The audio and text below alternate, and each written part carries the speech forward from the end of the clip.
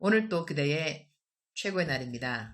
임은미 선교사 묵상입니다. 2021년 12월 10일 금요일 최고의 날. 나의 마지막 모습은 어떠할까? 이사야 39장. 어제는 새벽 1시 반까지인가 책 원고를 썼다.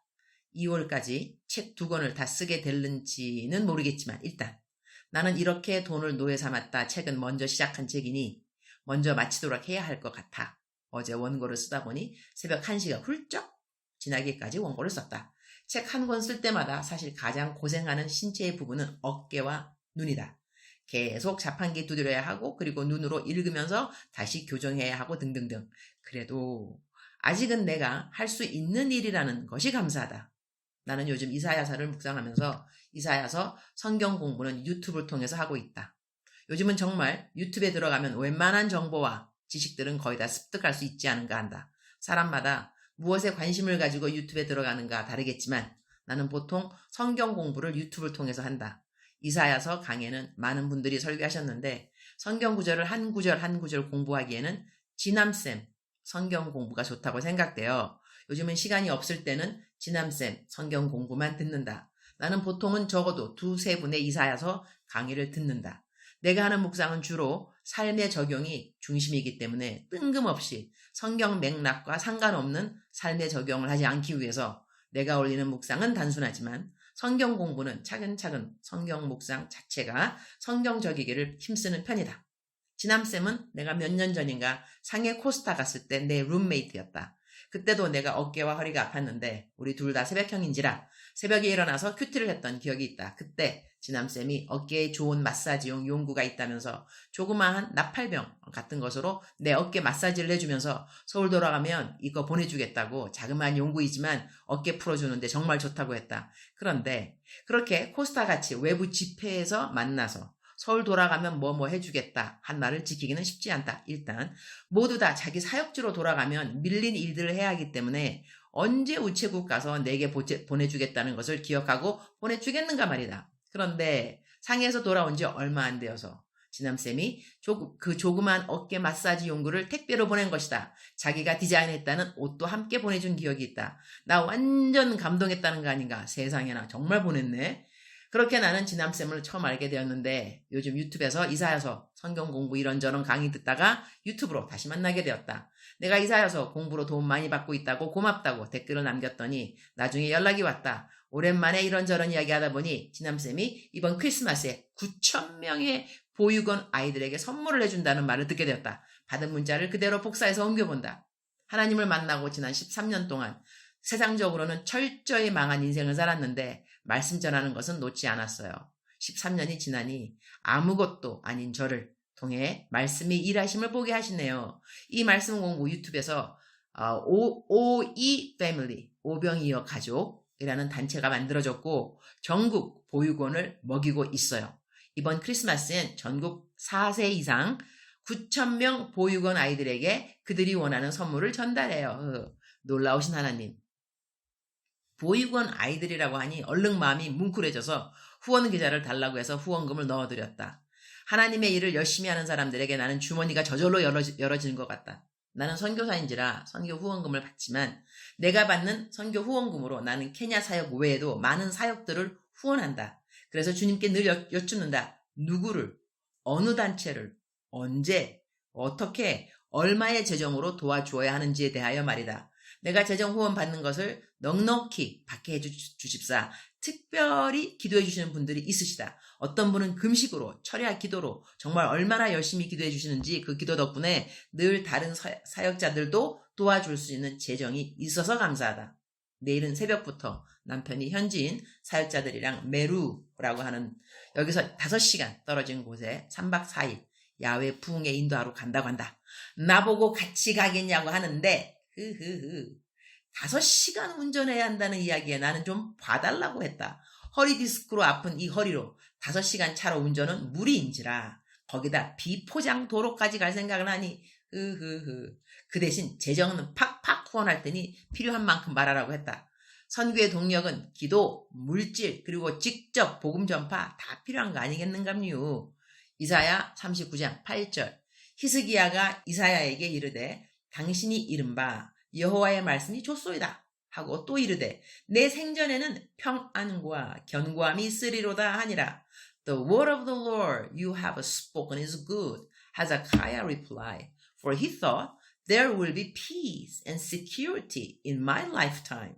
히스기야 자기 스스로 자신을 일컬어 내가 주 앞에서 진실과 전심으로 행하며 주의 목전에서 선하게 행한 것을 기억하옵소서라고 말을 했으니 분명 진심으로 성심으로 전심으로 하나님을 잘 섬겼던 왕인 것 같다. 그런데 그의 마지막 태도는 좀 썰렁하다고나 할까?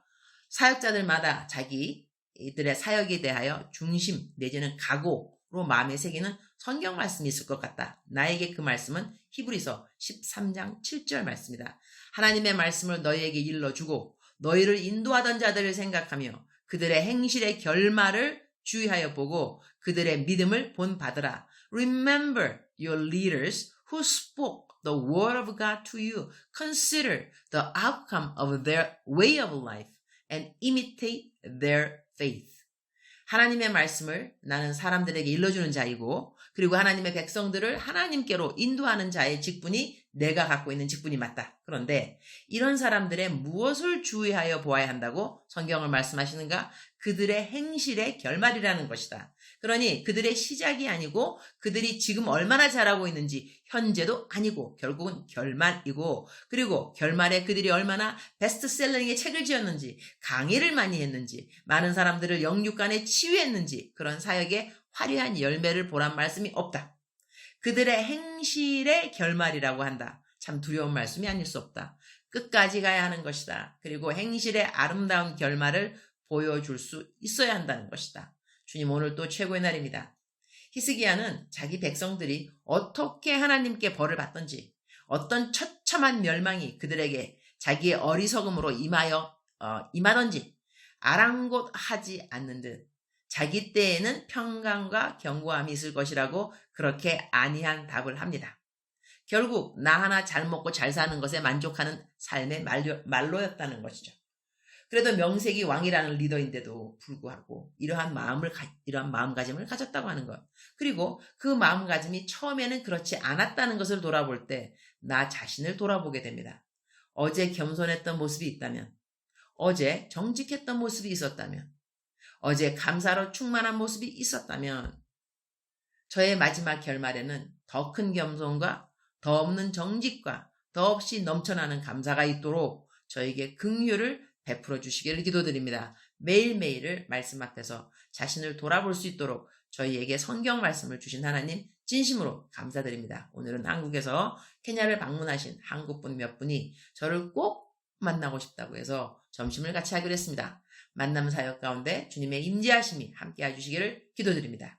오늘 새벽부터 먼 길을 복음 사역하러 떠나는 남편과 현지 사역자들의 오고 가는 길 인도하여 주시고 복음을 전파하는 시간마다 메루 땅의 백성들이 살아계신 하나님을 만나도록 도와주옵소서. 주님 사랑합니다. 주님 감사합니다. 오늘도 우리 주님 저를 보시면서 하루 종일 기쁘시면 참 좋겠습니다. 사랑하는 그대여. 사랑하는 그대여. 출석 부르고 있습니다. 대답하셔야죠. 사랑하는 그대여. 사랑하는 그대의 어제는 어떠하셨는지요? 이제 오늘은 어떠할 것인가? 오늘 그 묵상 말씀 중심되는 것은 보면 마지막 모습이죠. 마지막 모습.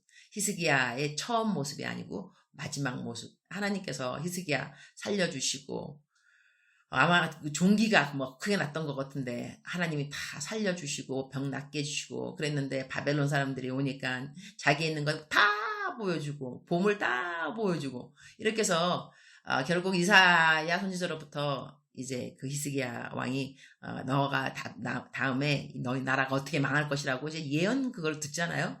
그럼에도 불구하고 이제 오늘 묵상에 초점되는 것 저가 이제 삶의 적용으로 끌어내었던 그 말씀은 뭐였냐면 이 히스기야의 태도였다는 것이죠.